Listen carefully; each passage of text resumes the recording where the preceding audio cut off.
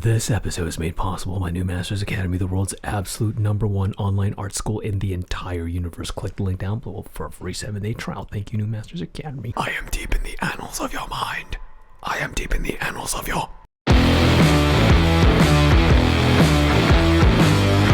everybody, welcome back to the Honey Absinthe After Hours podcast. We are your hosts. I am Vincent, background designer for the Hollywood animation industry. And I'm Janet, the ex-Disney artist turned independent creator, and this is a podcast about all things art, business, and whatever we feel like. Now today we're going to talk about what would you do if it was your last day on Earth. But before we get into it, make sure to touch, jingle, flick all our bells and buttons. Touch those slippery, slidey bells and buttons. The texture of oysters. Please and thank you. Feels like oysters up in there. Whoa. Oh my. Good to see you. Jay and I have been hard at work looking for a new place to live. Yes. Trying to escape the state of Southern California. Yes. It's been stressful. Very long 2 weeks for us. Yeah. That's for sure. But we are recording this podcast at the very last minute because we really, really want to. Yes. We are pushing it. And that's how you know we're from Art Center. Dedication, baby. This. Dedication, baby. Oh, what? Buying a new house in between doing a podcast and shooting videos every Friday? Nothing No new. big deal. We hope you're doing great. It is the third month of the year, yes. March. Oh. Congratulations, you made it this far. I'm proud of you. You are looking fantastic. I see you have been making some personal goals. You look very, very that's all I have to say. So it seems as though this is the year of existential crises for you. Yes. And I guess it became a lot more real in the past few weeks now that COVID is finally over. Is COVID finally over? I would say they shoved it into a closet until conveniently being pulled out later. Oh, okay. Yes. Yes. And I have like 5 inappropriate jokes that came out in my head. but then I'm not going to say them. Okay. And I think it's over because it has been replaced by a whole new issue. Yes. That is not just giving me existential crises, but apparently everyone else in the world, which is the Russia-Ukraine crisis. If it wasn't enough for you to worry about an existential crisis because of a pandemic, the likes of we haven't seen since probably an entire century. You know, if that, right? Pretty much. Yeah. If that hasn't already kind of blown your mind a little bit with your purpose here on Earth and why you're here, you know, the idea of World War III has never looked more possible than now. And it's not hyperbolic. I would always think like, oh, World War III, come on. Yeah. But we are like, I think we're like closest. A few dominoes away from legit causing an international scene. You know what I mean? We're the closest we've been in our lifetimes. And like, you know, you and I lived through some bullshit with stuff, you know, that happened in the history books, I guess. But we never considered it to be massive. Yeah, not like this. Not like this. Not like this what it could potentially be. Yeah. So because of all of this stuff that's been happening, you and I have once again returned to the subject of our death. As if we don't think about it enough daily as we live our lives as neurotic artists. Now there's a highlighter on like your life and then question mark. Like, what is it for? What are you here for? Yeah. Why are you watching this movie through your face? Yes. You know? And as an aside, what are your opinions about the crisis that is happening right now? The crisis that is happening right now is, first of all, so sudden. You wouldn't like disagree with me. Like, this came out of fucking nowhere. You know what I mean? Yeah. I at least everyone feels like they've gotten their like caught with their pants down in terms of like we were already like I feel like the last time we were in this room recording a podcast it was still like COVID and now it's just like on a dime, completely different political forget landscape. about that thing that like disrupted your entire life for almost 3 years. And to me, the thing that I'm taking away and I'm paying attention to the most is just how amazing it is to watch the media shift from, you know, one crisis to another, Just like and that. programming people to be frustrated, to be specifically frustrated in a specific direction with COVID. Yeah. And now training them slowly every day. And it's amazing how like incremental it is. Yeah. It reminds me of that famous story of like, was it Google or who had to change its color? Oh yeah, YouTube. Was it YouTube? Yeah, it was YouTube. Was it YouTube? Yeah. I swear to God, it was Google or eBay. It's either Google or Yahoo. Probably all of them. Was it Yahoo? One of the websites, big websites. Let's just say it's Google. Yeah. The original color was like cream in the background. Yeah. And then, you know, they would have polls or something like that. The story goes of like, oh, we want to change it to this color or whatever. Mm-hmm. And then people just get frustrated. Like, oh, no, just leave it the way it is. Yeah. But what they did was incrementally, very slowly change the hue until, all of a sudden it's white. Yeah. I mean, that's what I'm seeing with like Instagram. With Instagram. Oh, Reels. yeah. Instagram Reels. Yeah. Like you like imagine 2019 Instagram, and then you look at Instagram now, it's like that's not the same. Like what they're doing is slowly, very slowly, making it slowly look like TikTok. Yes.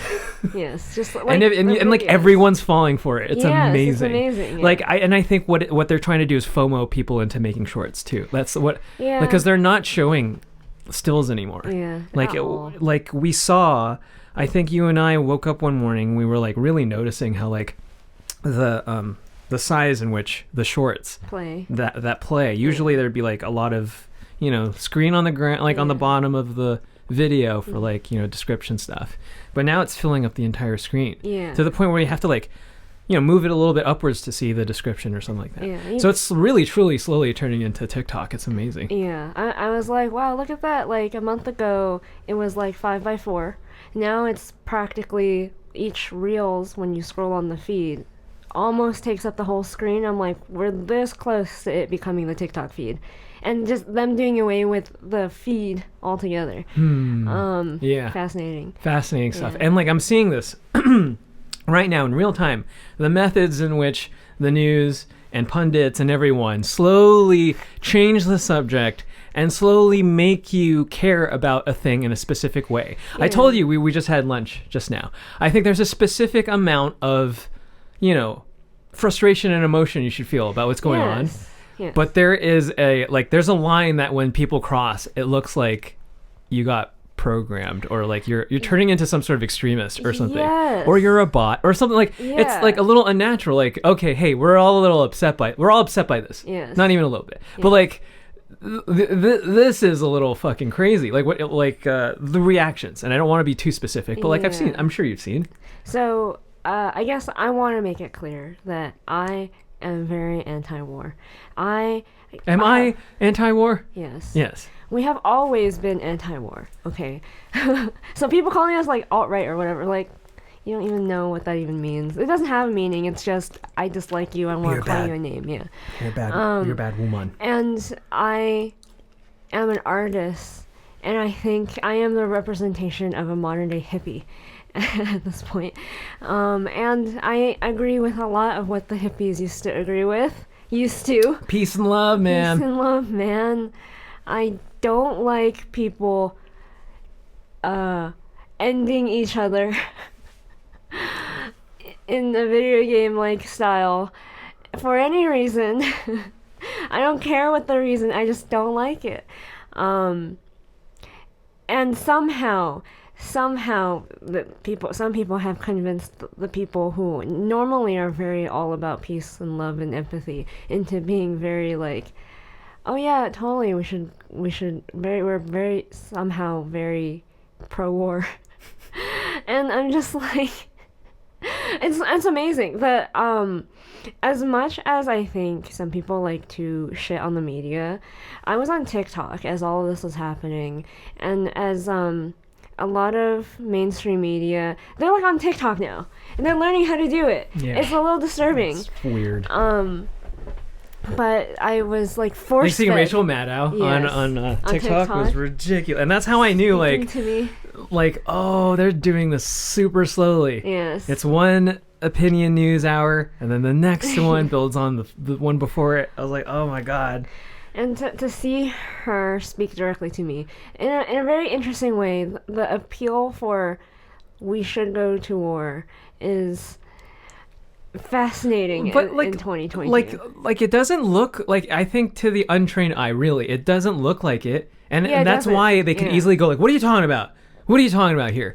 But the way in which they're moving the empath, like what you should empathize towards, is a Yes. little freaky, Yes. and the amount at which we should. And it's all like I really dislike this, that it like if you think about when we were young and dumb and did not care about politics, high school. Oh, those were the glory Remember days, man. then that period of time when all of this just wasn't really a big deal for teenagers. Boy, I wish that was the case now, but it seems like everyone has to have an opinion Young about this people stuff. with Yeah. the flags and like saying all the stuff that I'm not sure they even understand. Yeah, I remember being young and just feeling like I always knew about like the news in the background, It always play like, oh, this country is going to war with this country, whatever. And like it always feels like there's always a war going on Yeah, at all especially times. when we were kids. Yeah. But it's not like we gave a shit. Because we were like 14. Yeah. We had better shit to deal with, like who we had a crush on, hiding the B- from our parents or something, or for other people it's like a D or something. Lucky enough to get a B-. And like I don't think it's healthy for 14-year-olds have no business sticking their nose into the stuff, being into foreign policy. Like it used to be that politics was so boring that like we didn't care if one country was going to war with another country or whatever. And now it seems like everyone, and especially people who shouldn't have opinions about it, are being forced to have opinions about it because it's being delivered to them in this very like empathetic way. Like this is amazing. I kind of applaud the media for like their ability to tell a story and to get you to empathize. It's like genius level manipulation. I admire it. So it's like, it starts with, we can all agree that Russia is bad, right? Right? We can all agree that they're like, this is evil, this is awful. Who would do this to another country? Right? And then so you're setting And up then you're the setting villain. up the villain. Yeah. Yeah. You're like, yeah. And then the audience goes, yeah. It's bad. Like, and then It's like reasonable. you don't blame them for going, yeah. Yeah, and But then they step it up a little bit they go further. like, and then this other country, so they're being bullied, they're being victimized. They're so small. They're so small compared to, how could this country do that to them? And then the audience goes, you're right. Yeah, You're that's right. awful. I That's was bullied. really, yeah. I know what that's like. That's not cool. Yeah. And then the next step is, so we should go to war, right? So like you wouldn't mind, right? If we If help us- them out, right? Like war hungry fucking hawks, do our thing, right? And then it And makes you're it, like, yeah, we should help them. and then it makes We them should go help like, them. you're right. We We should. should help them. You know what I mean? And voila, we have made it full circle, and we are finally involved in something I don't believe we should be involved in. But yeah, it's upsetting. It's very upsetting. Because Oh, what? We shouldn't be involved in this? Oh no, we're going down this rabbit hole. What happens to Taiwan then? You think we shouldn't get involved in Taiwan when the No. appearingly inevitable is about to happen? no, I don't think so. And like that, it's really sad. Like it's hard, I think, when we found out. I found out about this before I feel like it was even reported on this. Like literally About no one what? Which one? about the whole crisis, because I was on TikTok, like I am, and I saw a TikTok of someone just filming outside their apartment window, Yeah. and then they're like speaking. I don't know what the language is called, Ukrainian or something, and then like And you just see a jet plane fly over and then explosion beside her, like the I think the building or like farm building beside her, something something like like that. And I was just like, oh my God. And then we were like, oh, you need to save this before the feds find this video. Take it down. And take it down, yeah. So, I look in the comments, and it's a lot of people that are like, what is happening? And like, why isn't this on the news and all this stuff? And lo and behold, literally 2 or 3 days later, this is how late the news and everyone else were on this, that stuff was being reported. So I already knew what was happening. And like that's why, like, I think I remember what this was. We drove to Arizona on the Friday. Yeah. And the Friday night is when I think we saw the video. Yeah. And it didn't show up. No one really talked about anything escalating until the Monday. Yeah, because it was a weekend. Yeah, it was a weekend. No one was really reporting anything. And like, I remember having just complicated feelings about it, because I was like, it sucks. Of course it sucks. But I just don't want to like see pain and suffering and all this, and then people like arguing why it's a good thing. It's never a good thing. And like, and then immediately seeing, like, I think Russian Americans, or like the Russian embassy or whatever, getting like a rock or a brick thrown through their window. And I was just kind of like, that's really sad, because like the Russians don't have anything to do with Russia doing this to people. And then But doesn't it feel like with everything that's happening, it feels like we're all the normie citizens are like, yo, what the fuck? Like, no one has ever asked for any of this. We don't want this. Why are you like, doing why this? is this happening? We were doing so good. We were trying to like heal after the big pandemic. You couldn't even let us have a breather. Like, come on. Come on.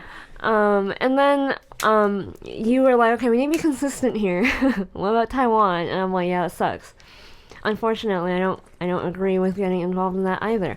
But I know that if that happens, the same exact thing will happen to a bunch of Asians. It doesn't even matter if they're Taiwanese, Chinese, Korean, Japanese. People are just gonna lump them all together and be like, fuck you. Just like they just threw a rock through the Russians' window. Like, that's not okay. That's so dumb. Some people, like, and that's the thing, some people are that fucking dumb that they're gonna be like, oh, you're Chinese, fuck. So like, this happened with like my parents, like before the pandemic, literally right before the pandemic. I don't know if people understand this, but like, because like Chinese people listen to Chinese news, unfortunately, and they get like, why unfortunately? Because it's hard for them to consume like regular news in English, but like the Chinese news typically is like just Chinese propaganda sent overseas to Chinese Americans.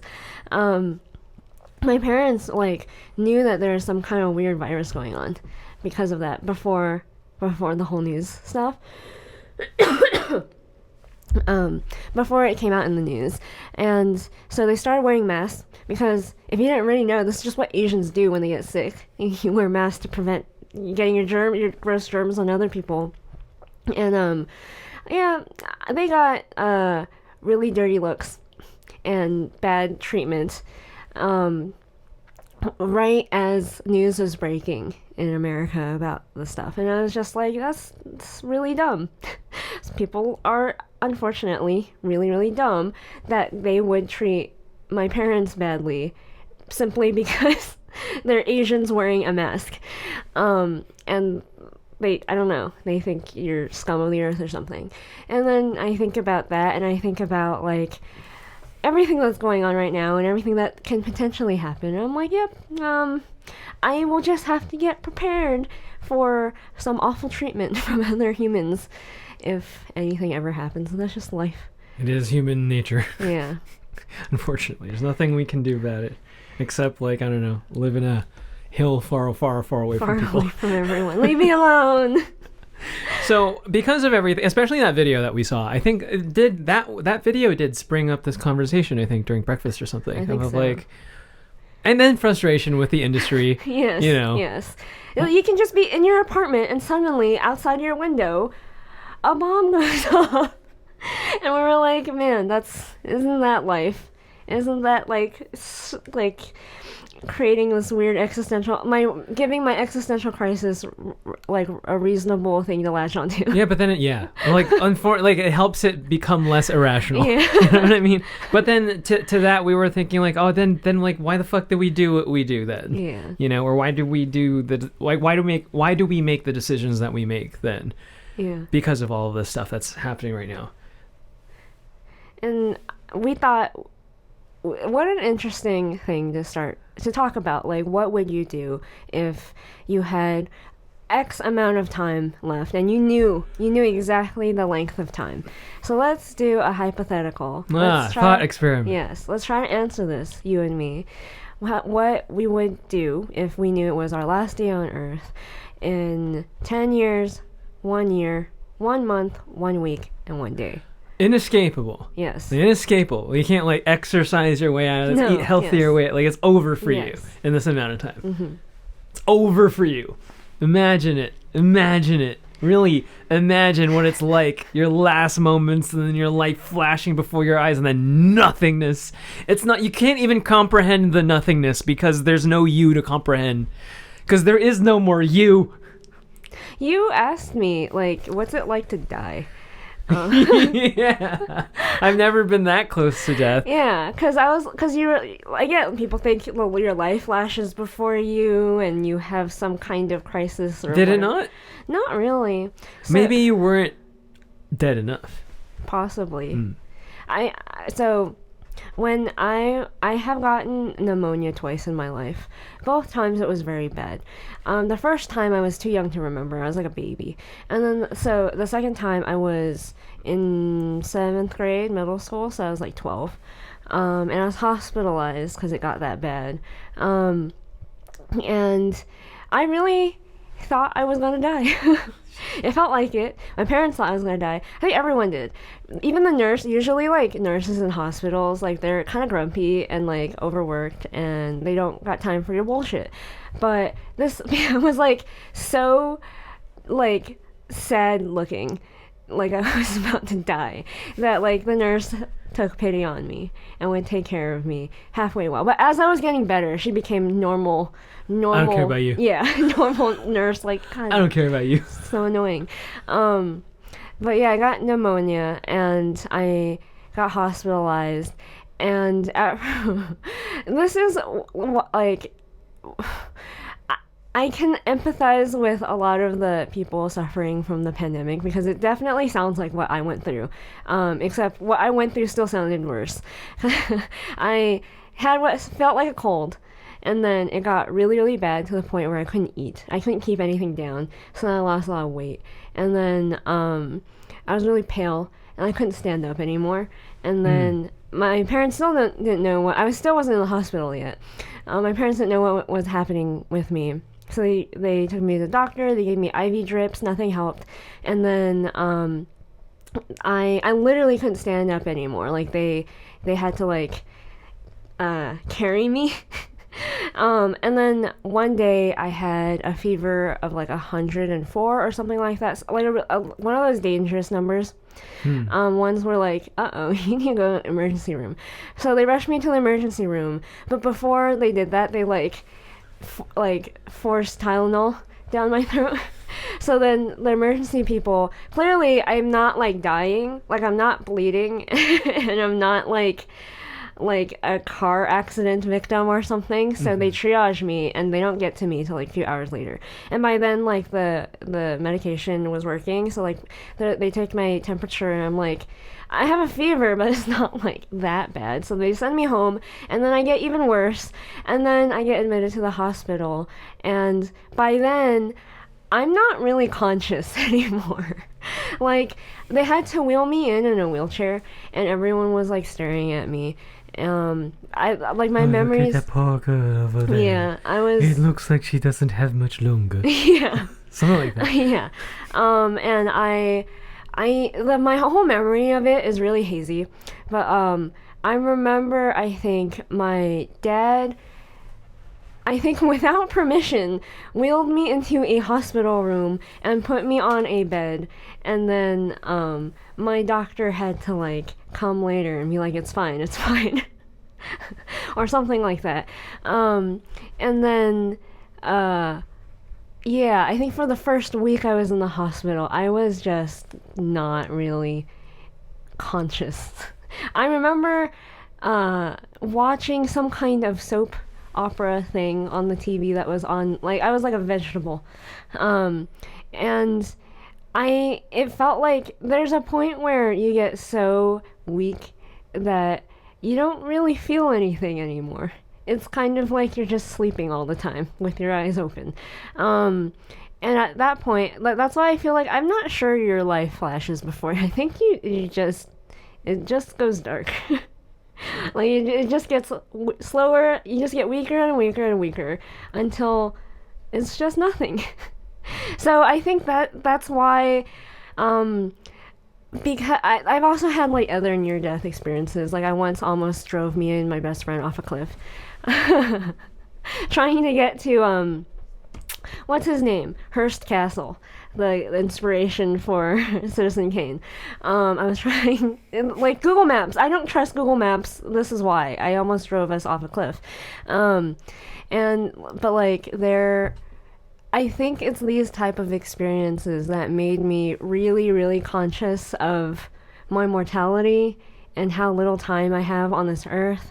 And like, that's the thing. Like, anyone who knew me growing up, I seem really healthy because I'm like exercising constantly. I'm really conscious about my health and eating, all that stuff.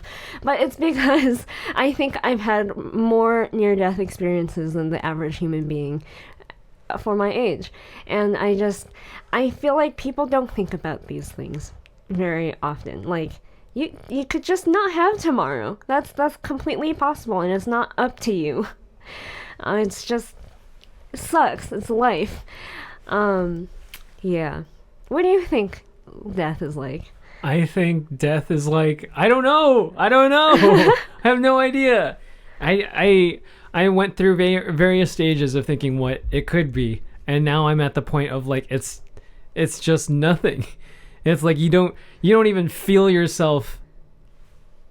It's like lots of people, oh, it's just like you're sleeping, man. And like, I don't think so either, because then when you're sleeping, like, there's a consciousness swimming there. Yeah. It's just nothingness. Yes. It's just nothingness. I don't know. Who knows? Yeah. Who knows what it is? Maybe, and then like you see like the whole of the little light is just the birth canal of your next life. Who knows, man? Who knows? But then that's the great thing of like there's and I think most people don't even think about it because they don't even want to think about it, or like they're not faced with it until it's way too late. Yeah. That type of stuff. So, what would you do if you had 10 years left? So we're doing 10 years. Yes. 10 years, 1 year, 1 month, 1 week, 1 day. Yes. And we'll go like 10 years back and forth. Okay. 10 years.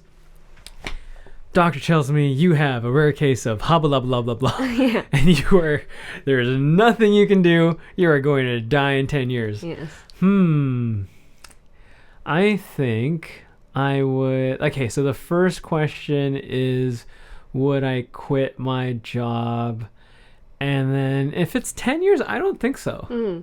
Because that's still a lot of time, and that's still a lot of money I guess I could make and leave you, you know, with a little something once I disappear from this earth. So I wouldn't quit my job just yet. Maybe I'd like work for halfway through that time limit. Okay. And then I would like, oh, that movie. I remember I was having a hard time remembering what that movie is. A Walk to Remember. Oh, and yes. Nicholas Sparks, A Walk to Remember, yes. I would want you to walk to remember me so hard. Okay. You know what I mean? I've always wanted to see Japan. You gotta take me to Japan. Okay. I wanted to just check off all the bucket list stuff. Everything.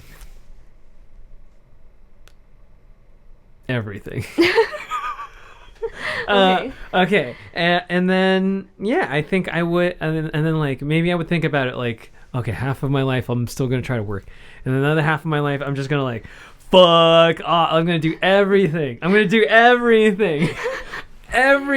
You quit your job. I quit, of course. Yeah. I quit my job and then just do everything. Just like eat everywhere, do everything until I can't anymore. I mean, that's it. That's as much as I could do. Okay. You know what I mean? Is that a fair enough answer? I don't know. Yeah, I think that's a normal answer. Yeah, it's a pretty normal answer. I mean, I haven't thought, like, 10 years is so, like... Long. Yeah, it's so long that I probably wouldn't worry about it too much, but I still worry about it. But in a way where, like, at least I have time. That's a lot of time to prepare. Yeah. You know? To prepare yourself mentally. Yeah, I think so. 10 years, you have, like, 9 years to really, like, accept your fate, but then also enjoy what little life you've got, you know? Yeah. It's pretty cool. For me, I think I'm already doing that. My 10-year, I think I'm going to die in 10 years. You think so? Yeah. That's exact, like, it's the question I asked myself before I quit. Of, like, do I see myself here in 10 years? If I just coasted it and just, like, not worried too much about my own personal happiness and what am I doing with my life? Is it okay in 10 years I'll still be here? And I like, look over next to me or over there and look at, like, the directors. And look at my coworkers who are, like, older than me and more experienced. I just observe them from day to day, like, for a week. And go, like, 10 years from now, I'm gonna be that. That right there, that cloud, that gray cloud walking in and sitting down with, like, the vacant eyes. Always complaining about their fucking family life. Yes. How they fucking hate their kids and how they fucking hate their wife. And yeah, and, like, but, like... Am I exaggerating? No. Like, never doing anything about it. Or, like, I watch the director roll in. I'm just constantly just tired. And then just, like, oh, God. Fuck my life. What am I doing here? Just fucking, like, I remember we were heading towards home, and then we drive past DreamWorks. Yeah. And we see one of your old directors, like, walk across the street, and this is, like, 8 o'clock at night. Yeah. And then we were, like, you're still just a story person, and I'm still just, like, barely. I think I'm still trying to break in, I think. Yeah. And I go, like, man, I think that's why people don't want to be directors or art directors. Yeah. That's why. And then... Screw that, dude. I looked at these people I respected, people that I am like, well, that's your choice, that whatever. And I go, like, is that my choice? And I'm like, no, absolutely not. And, like, the more time I spent at work feeling this way, the more that feeling really freaked me out. I guess that was my first existential crisis. I was just like, I don't want to be you. I am so terrified of being you. I don't know if I have tomorrow. I don't know if I have next year. What if it's too late for me? What if so many things are too late for me? And then I just be, like, paralyzed with fear, and I just want to, like, immediately put in my 2 weeks notice. But then I'm a cheap Asian, and I'm like, no, I should at least, like, my own personal well-being, happiness. Yeah, I should at least, like, save some money, figure out what I'm gonna do for money. I should put in my 2 weeks notice when I'm ready, when the show's ending, because it would suck for them if I'm leaving in the middle of a show, whatever. And I eventually couldn't take it anymore, and clearly I left. And now I'm kind of living out what I would be doing if I had 10 years left to live. Which is what? What I want. I'm working, I'm being creative, and I'm doing it on my own terms. And I'm doing it in a way where if I'm, like, everyone has tiring days, everyone has bad days, even if you're doing something that you think is really fun or you love or whatever. Everyone hates their life sometimes, no matter how good you have it.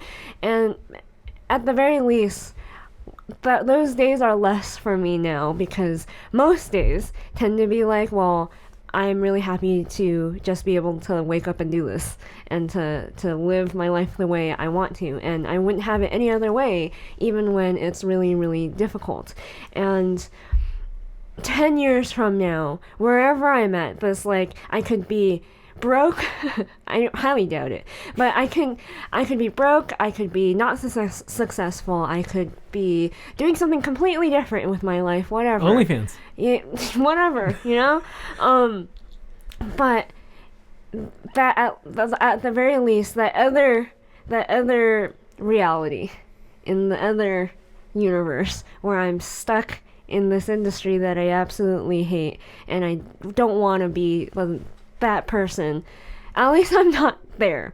And any other reality that I'm picturing is better than that. Even if I'm comfortable, even if I'm like, oh, wealthy or whatever, because I like gave my soul for like 10 more years to the industry and a job that I hate and my health. And then at the very least I'm not there, and then I'm happy knowing that now. That like wherever I end up, 10 years from now, I will be happier than that other reality that I left. Yeah. That's good. Yeah. What if you only had a year to live, though? If I only had a year to live, I probably wouldn't even do YouTube. I probably wouldn't even work. I think so, too. I think a year would be like, I wouldn't even put in 2 weeks now. I just ghost work. Yeah. Just like ghost work and then like condense the 10-year thing into like 12 months. Yes. You know what I mean? Yes. I would probably stop being cheap and probably use whatever savings that I have or do whatever I could to like do whatever it is I wanted to do, which one of like my biggest bucket list things is to travel the world. And not in that like I'm gonna like go I'm gonna to walk to remember you, babe. Don't worry. Yeah. I will. So hard. I don't want the like luxury Ritz-Carlton whatever it's called. No, you're into like the whole like Bahamas and whatever. Peace out in Bahamas. Right? I'm the kind of person that wants to get a van. Oh, and God. wants to like backpack. Janet really wants us to be a van life channel. I want and I'm like, to so bad. Absolutely not. I don't like to take a shit in the bushes, okay? I'm not that type of person, okay? I'm not a fucking animal, man. If I didn't have you, that's what I would do. I would give everyone, my parents, a heart attack. If you die, everybody's going to think it's my fault. Everybody's going to think I did it, or I planned it, or it was premeditated somehow. I really, like, if I didn't have you, I would immediately invest in a van, so I would have, like, next to nothing to pay for, other than, like, food. And, just, you know, things like propane and whatever. Propane. And then I would just travel the country, and then when I've had enough of that, I will learn how to sail, and then I will sail to... You should die in the sea. All by yourself. That's terrifying. Okay, never mind. I thought it was kind of romantic, but then it was like, no. Never mind. I would want to learn how to sail, and then I'll sail to like Asia, and then I like backpack through that continent, maybe Africa too. That'd be fun.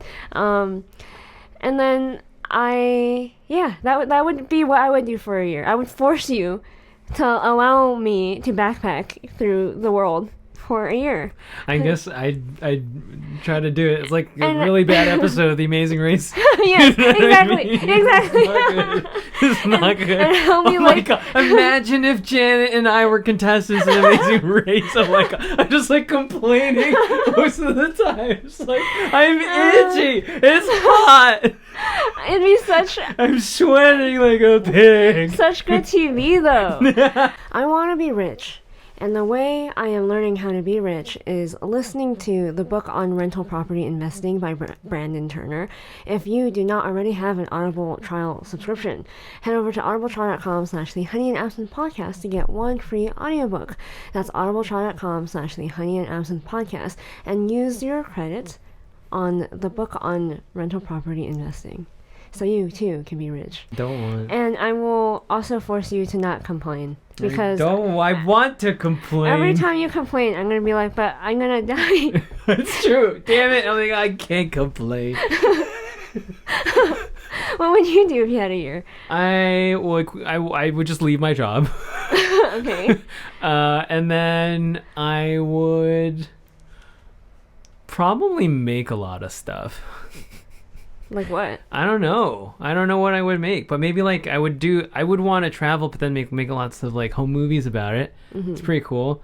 Like a documentary about my last year on Earth. That'd be pretty nice. But like you want to do it the like high life fancy way, right? I don't think so. I don't know what I would do in terms of fancy life. Like I don't know. I try every in and out in other states to see and compare who has the best in and out. But you wouldn't want to like. Such a California thing to say. Jesus Christ. Like we were at Arizona, a very like small part of Arizona, and then I was like, hey, look, they got an in and out, and then like there's like a plethora of other things to eat, from Italian, Mexican, Indian, whatever, and then I'm like, but no, I want to know what like in and out from somewhere not from home tastes like. It's weird. But you wouldn't want to live in like a motel or like backpack or van life. No. Yeah, that's what I mean. You want to like travel, but you want to travel like. I'd want to travel at least like my idea of like, because it seems as though one day we might do like some sort of stupid cross country trip someday that I'm gonna reluctantly have to be a part of. I think I would prefer that we like just we drive for like 6 hours max, 4 to 6 hours max from one city or state or whatever to another, and then we'd stay at a B&B. Don't have to like be in a van. I work in animation. I'm not like one of those young college kids who have nothing going for them, so they make a van life channel. I can't pay for us to stay at a place that's not the van. I want to do van life. I don't want. Why? Let us know if you should what? Is that all that you would do in a year? I would make stuff, and then I would do my best to spend a lot of time with you. As much time with you as possible. Yeah. And take a lot of pictures and make a lot of memories, but also make a lot of stuff. Make paint, Yeah. Last painting, Vincent's last paintings. You put it in a gallery. Oh, this is my Vincent's last paintings before he passed away. They're $1 million each. You know what I mean? I guess.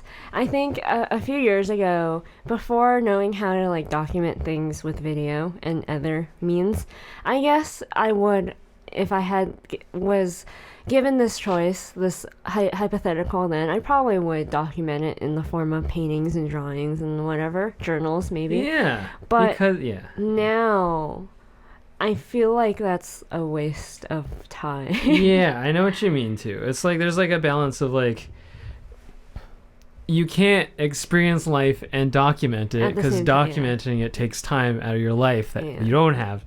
So yeah, I understand. But still, it's like, what else are you going to do? Yeah, I guess I would just make videos about But it. as it gets shorter, for like example, if I had like a month, I would probably do less documenting and more living. Yes. And like, yes. Yeah, that's probably what I would do. Yeah, I would document it all.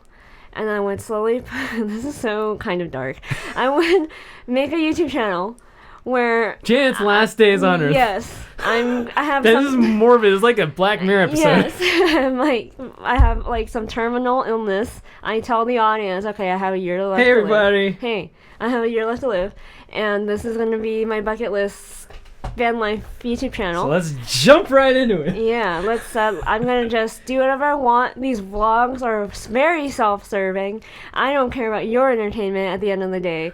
It's very similar to our approach. Yes. Yeah. Well, now I still care about your entertainment, but like these new videos are very much like literally I am documenting my life. It might not be interesting.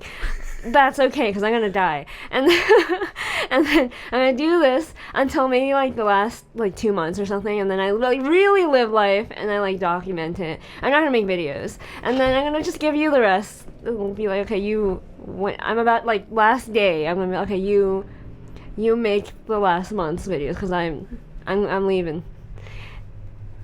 Put, I don't know, whatever graduation. As we go on. That's probably what I would do for a year. All the times I don't want copyright. What would you do if you had a month? If I had a month, I would, again, just ghost my job. Radio silence. I don't care. It's over. It's all over. And then I would probably, I don't know. Some of my happiest times with you are at a bungalow in a really nice resort or whatever. Mm. So I'd probably just blow all the money we had in like the nicest resort experience ever and just like have a good time. It's all we can do, Yeah. you know? Yeah. So let's say you had a week, and then it's basically like within this week, the city that you live in is just going to be turned to rubble. Yes. Just leveled to the ground. Yes. And there's nowhere to really go because in a week, like if it were a week, there's nothing much we could do anyway. Like, would we go to Hawaii? I mean, if you want, but like the plane ride there is such a waste of your life. Yeah. You know what I mean?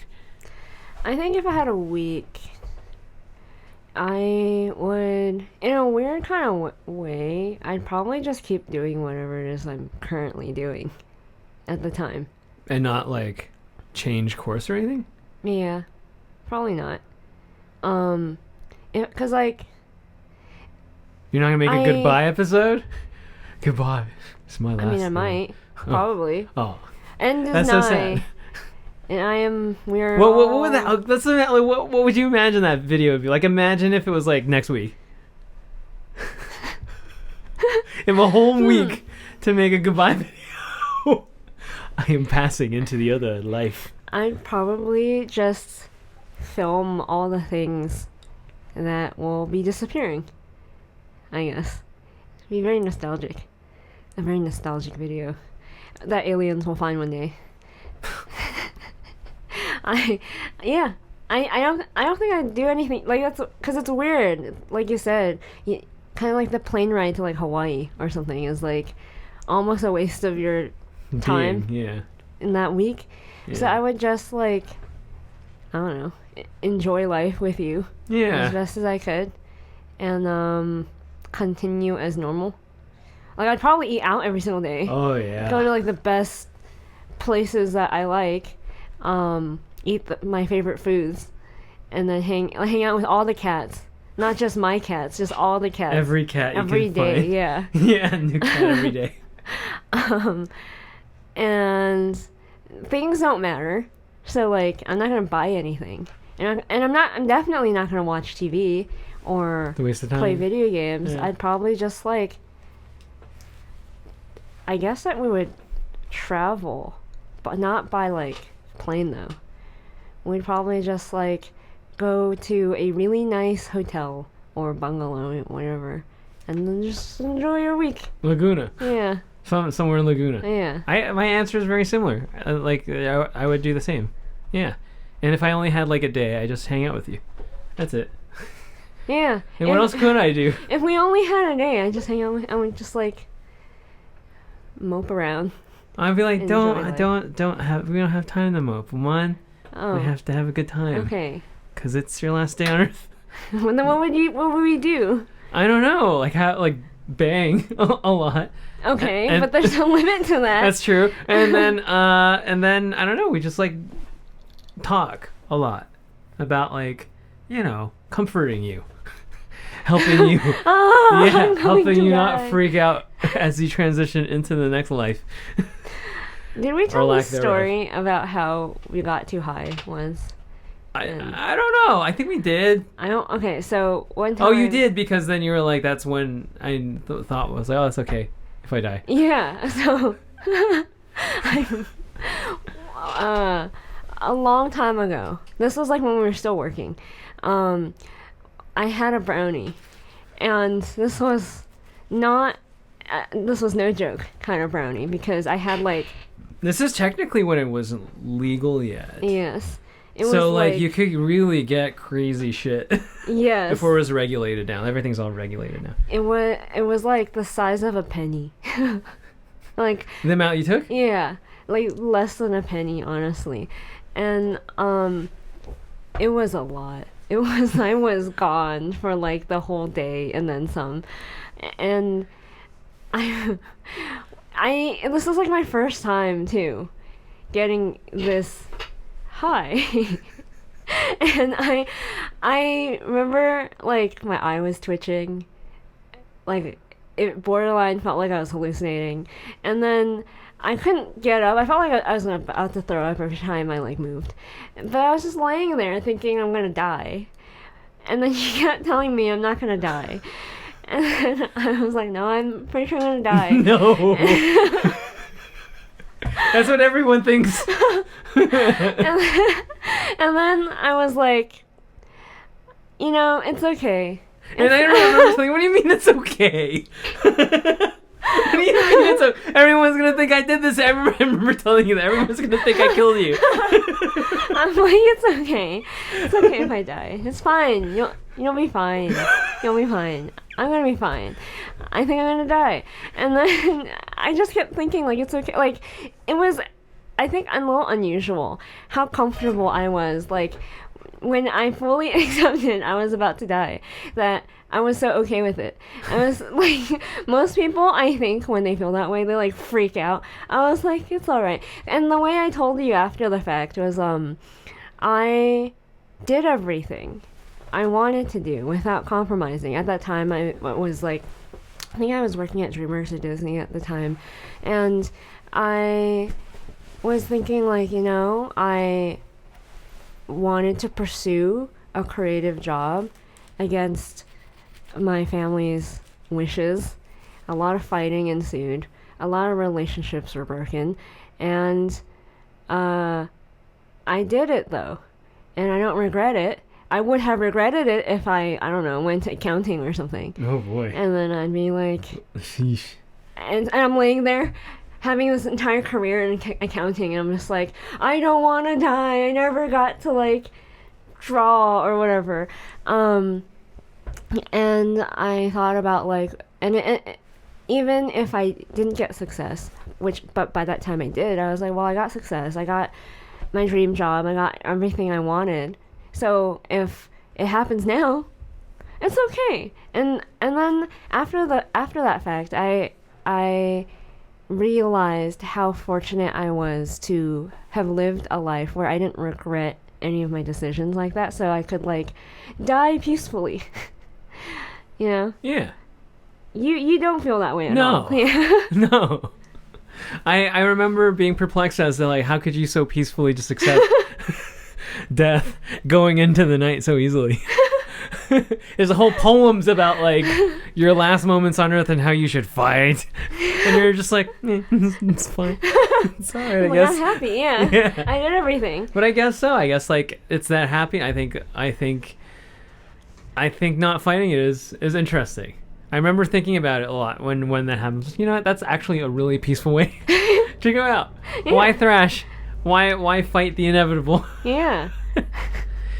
I thought about all these things, that like, the reason we do, well, at least the reason why I do what I do and I make the decisions that I make, contrary to other people's popular opinion and how other people want me to live my life. Like, if I cared about all that stuff, I probably wouldn't have made such a public video.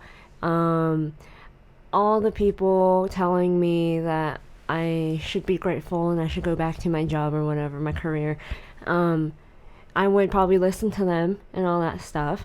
But I do all of this because I'm so aware of my mortality and how much time I have left and how none of other people's opinions and all that stuff matters, because like, it's my life. Am I going to like live a miserable life because some stranger on the internet was like, you're dumb, you should be grateful or whatever? I'm like, well, I mean, you can have it if you want. I didn't take anything away from you. Why are you so upset? But I think about that stuff, and I am living, like, I am okay. Like, if I had another bad trip, I would still feel the same way. I'd be like, well, it's fine. Because I did everything I wanted. If I don't get to do some of the other stuff I want to do, that's fine. But as far as the time I was given, I did everything I wanted. And I think about, like, why don't other people think about this? Because I don't think they do. Because, like, when do they?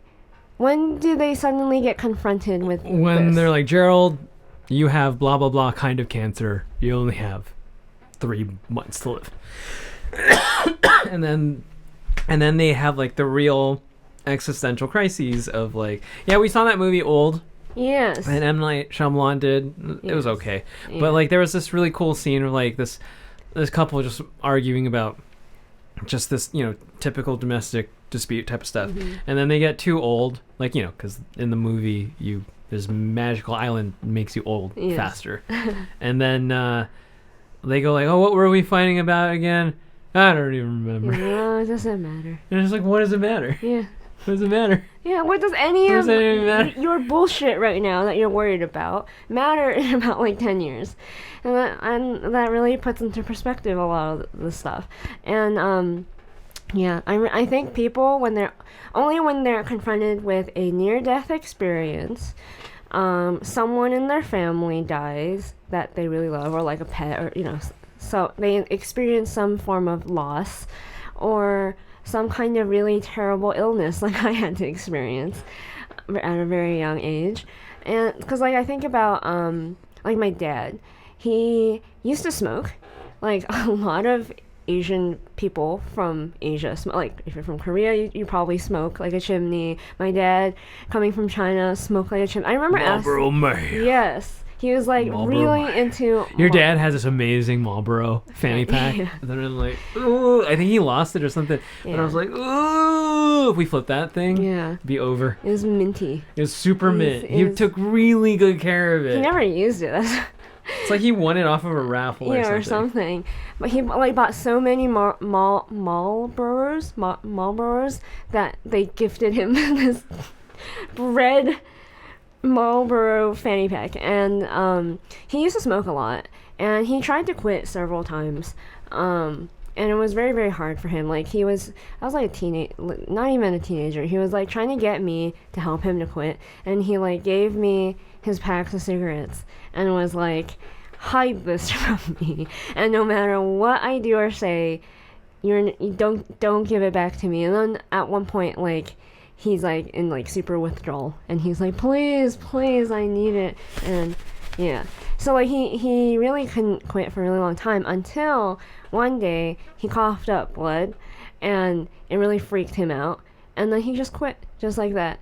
And then I was just like, that's how amazing these existential crises things tend to be. Change your life. Yeah. Your outlook on life. That like you can accomplish a lot when you realize you're about to die, or you think you're gonna die. And I think it really takes some people that to like really change their life and really do what makes you happy. Do what makes and you happy. Fulfilled. And what if you were gonna die? What would you regret? If I were to die like tomorrow, what would I regret? I would regret not seeing the world. Because that's something I've always wanted to do since I was like as early as I can remember. I wanted You're to too travel. busy chasing after your career, and the pandemic didn't allow you to do anything Yes, either. Yes. And I'd be really sad to have like never seen Tokyo, to have like never seen Italy, and I've seen London, never seen Paris, and all this stuff. I'd be very sad. What would you regret? What would I regret? Yeah. I would regret not being able to make stuff. That's the only thing I would regret. I'd be like, oh man, I really wanted to like, turn into Gary Meyer, that old, just like, still making stuff, then like hanging out with my students, or not even, I don't really think I'd want students. Just like being able to just hang out and do the thing I always like to do. That would be cool. And then like just thinking like, oh fuck, so I lived my life working for the fucking man, and then I just die fucking late. like I never got like my retirement or time to myself. I just die. That's why I would just ghost work. I'm just like not spending a single like second of my life doing this thing if I'm gonna die. Man. And then like with the whole prospect of like, World War III, or just everything just nuking each other and all this stuff. Yeah. I just think like, why do we do any of this stuff? Like, what is my life? Why do I do this? Goodness. You know what I mean? Yeah. I don't need to I have so much more going for me that I don't need to do the whole like suckering people to be in the animation industry for money. I'd rather just like, instead of doing that, I just fuck off somewhere and just relax, dude. Yeah. That's what I would do. Man. Jeez. I'd live it up in Thailand. I would live it up so hard, dude. My God. For nothing. For absolutely nothing. I'd just backpack. This episode, we are going to be recommending Haneke, the director. And do you have like a particular movie that you want to recommend of his? I think there is a problem. Haneke is the darkest director I know. Haneke is not for the faint of heart and is not for people who aren't used to watching movies. Yes. But I think he's fantastic in terms of his observations about people and the way he directs and blocks his scenes. Yes. And then just the writing is like ridiculously pointed and sharp and like angsty, but not like in a 14-year-old way, just like really just aggressively saying what he wants to say, which is a problem because all of his movies have some level of difficult to watch. Yeah. They're all like really difficult to watch in one way or another, but there's two movies I think that are the most accessible. If you want an easier time, if you're not used to watching difficult movies, then watch Amour. It's 2012. I think it's still like if you find Amour difficult to watch, maybe Haneke's not for you. But if you're curious about Haneke, or if you're, because like Haneke's like whole thing, I think you could talk about his whole thing is about, I don't know, why the fuck do we do the things that we do? Yeah. Why does anybody do what they do? Yeah. And if there is really no answer, then why not be a little nihilistic? Yeah. Or why not explore? Or all that shit, all that really dark human shit. If you're really into that, I think I think Haneke won an Oscar for Amour. Yeah. I think like best for Haneke's best movie is Funny Games. Yes. That is one of the like I've always been curious to watch that movie, but it never like everyone was like, oh, you won't have the stomach to watch this movie, man. It's really intense. And then like we were like, okay, fine, Jane, let's watch this movie, Funny Games, let's do it. And then like just like that, easily gets in there as my top 10 favorite movies ever. Yes. That movie's so fucking cool. It's really cool. In terms of just like how when we do the thing that like we purposely try to make you mad, the audience member. Yes. That's like Haneke's MO. Yes. Dude. Yes. He loves fucking with his audience. Yes. It's awesome. So, But then like if that upsets you, then you're just gonna have a bad time. yeah. I guess, yeah. It makes sense why Amour won best foreign film or whatever, because it's, I think, one of his only movies, I think maybe Piano Teacher is probably the other one, where he doesn't involve the audience in the movie itself. Meaning, like, it's a normal movie with characters and you just react to the story. All his other movies, Funny Games in particular, I would say is very much like when I do my job on YouTube and piss people off. He is so good at this. He does things in his movies, especially early on. Like, his movies are so punk rock in that way. He does very questionable things in movies that makes you, the audience, react in a certain way, and then he rubs your face in it and laughs at you. It laughs at you and your basic human nature or your petty reaction to things, and he just laughs at you in your face. And we watched some interviews with him talking about like Funny Games and stuff. He knows what he's doing. That's the crazy part. Like, some people, like, sometimes I don't know what I'm doing when I make people mad, but like he knows what he's doing, and he's trying to get you involved. It's almost like performance art. Like, good performance art. Like, people make fun of performance art sometimes because it's weird. Yeah. But like, good performance art really involves the audience. You are actually kind of a character in the movie itself. People don't like that.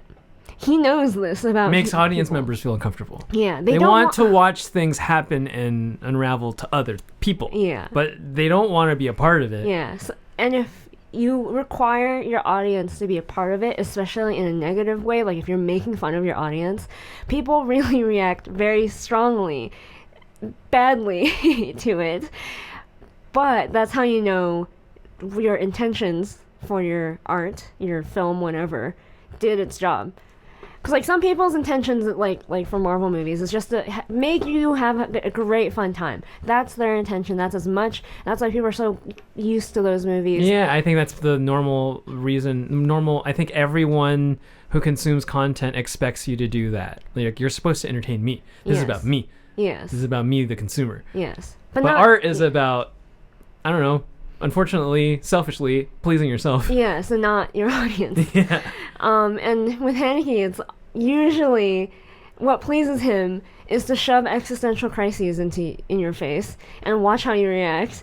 And usually it's badly. Because like there's like famous moments in almost every single one of his movies that I want to spoil but I shouldn't.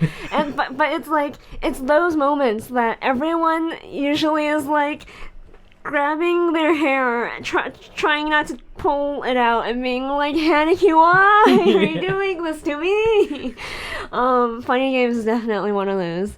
And is there any other movies you like from him, or any other? I like Benny's video. I like Benny's video a lot. If you have the stomach and watch Funny Games, and you're down for that sort of nihilistic exercise in thrilling you and making you feel relieved and then taking that relief away, if you just love that, I think like Benny's video is like a nice little prequel to Funny Games, even though it seems as though it has nothing to do with that movie. Yeah, I really like it in that way. I like pretending Benny's video is the prequel to Funny Games. Why is Funny Games so great? I think at face value, people are just gonna look at watch it and be like, this is a horrific home invasion movie. I think it uses the form of filmmaking to the extent that it can be used, because like we are so used to the genre of home invasion movies and slasher movies that family gets invaded by invaders and each one of them die one by one. Yeah, I think we can easily predict the ending of movies very, very easily. Like it's very hard for a movie to catch us off guard, but literally every single one of Haneke movies catch me off guard, every single one. And he's so thorough. He thinks the worst case scenario is usually not the worst case scenario. There's something worse that he always figures out what is truly the worst case scenario. How could it be worse? That the average person just can't imagine. Yeah. And then he puts you through it, and he pushes your emotions and loses you and gets you back and manipulates you like only an expert filmmaker can do. It's kind of like I am not always successful in making a good YouTube video. Sometimes when I think something is funny... Janet over here thinks she's the next Haneke. No, I'm not. I am so far from that. But But you do like to antagonize. I do. A little bit. And I didn't realize I had this tendency until I was like, hey, Haneke reminds me of what I like to do. But he's so much better at it. He likes to... There's this the best part of the movie, the one that like everyone gets mad at or loves. He purposefully makes you angry and tells the audience this is just a movie. Many times actually, there's a lot of like fourth wall breaking in this movie. And as a experienced movie watcher, especially with like the horror genre, it's we tell ourselves that all the time. It's actually hard for us to not see the inner workings of a movie. But like in this, he's purposefully making you believe it's not a movie, and then telling you it is a movie, and then it's kind of fun to be ripped like out of the movie and being like, oh yeah, it's just a movie, and he has full control over you and your emotions, and he puts you back in and makes you feel awful, makes you feel hopeful, takes that hope away from you, and and then laughs in your face, be like, ha, see, I have full control over you. You don't have control over you. I do. I think that's the sick pleasure Haneke gets out of it, which is why I think we like funny games more than Amour, because Amour doesn't involve the viewer like that. It's a typical Oscar, Yeah. movie Oscar people would like. Yeah, which makes it easier, more palatable for a normal audience to watch.